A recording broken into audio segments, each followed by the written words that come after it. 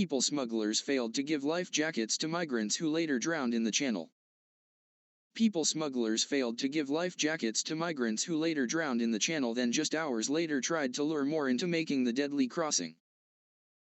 6 Afghan men died when their rickety dinghy on the way to England took on water off the French coast.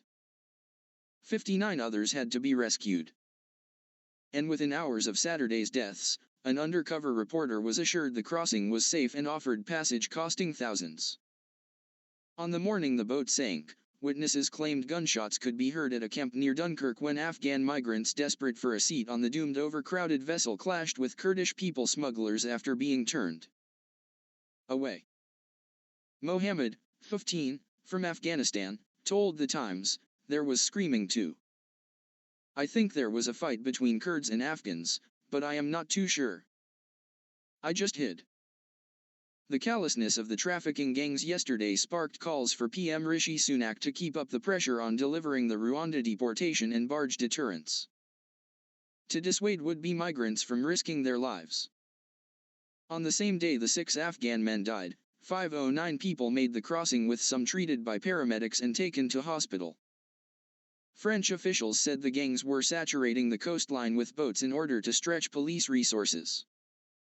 Hervé Berville, France's Minister for the Sea, said traffickers try to trigger simultaneous crossings in Dunkirk and Boulogne to occupy the police. But he warned, put 60 people on a boat in a force 3 or 4 wind, and it's deadly. Regis Holy, skipper of a French lifeboat which helped to recover the bodies on Saturday, confirmed none was wearing a life jacket. He said, "You don't get used to it. Handling a body is difficult. It is heavy, the clothes are wet."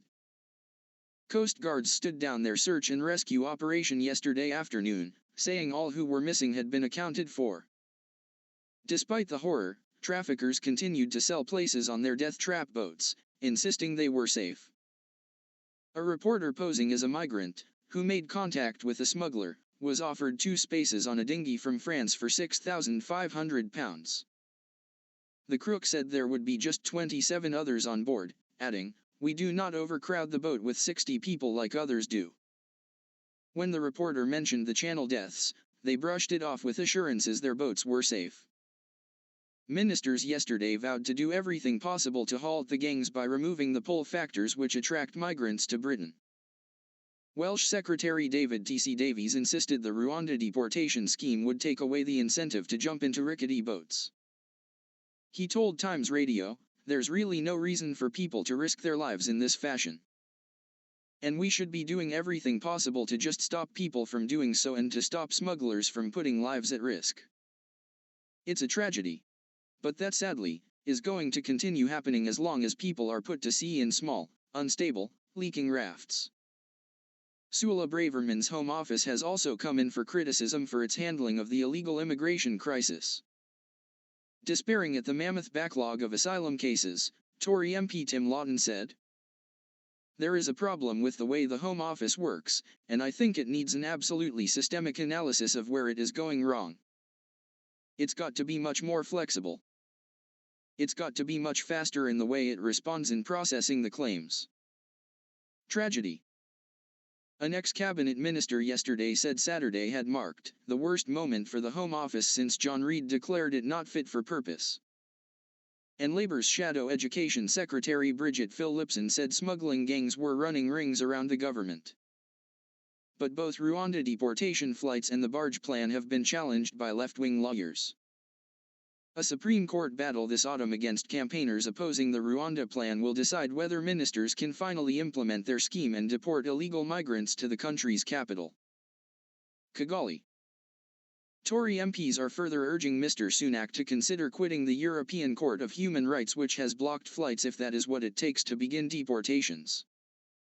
Meanwhile, it emerged a group of asylum seekers have been refusing to move out of hotels and onto the Bibi Stockholm barge off Dorset. Before the vessel was emptied 2 days ago due to a Legionella scare, charities had successfully stopped around 20 migrants from going aboard. Ex-Tory leader Sir Ian Duncan Smith told The Sun it was important to move people out of hotels and onto barges to remove a significant pull factor to Britain. He said, "There are 2 critical things. They've got to go into barges, not hotels, and there's got to be flights to Rwanda. The moment that happens, then suddenly the migrants will be deterred. They'll say to themselves, if I go over there, I'll be into one of these barges, then I'll be headed for Rwanda. To wrestle down the £6 million a day cost of housing asylum seekers in hotels, ministers want to hire more barges. They are also looking at hiring office blocks and former student accommodation. Last night, it emerged that Dorset Council failed to officially tell the Home Office for 3 days that it had found Legionella on the barge. The authority received the water tests last Monday, but only reported it on Wednesday. Meanwhile, a government memo for Home Office civil servants seen by the Telegraph revealed the migrant crisis is expected to last at least 5 more years. It showed plans to house migrants in RAF bases in a former prison for 3 to 5 years.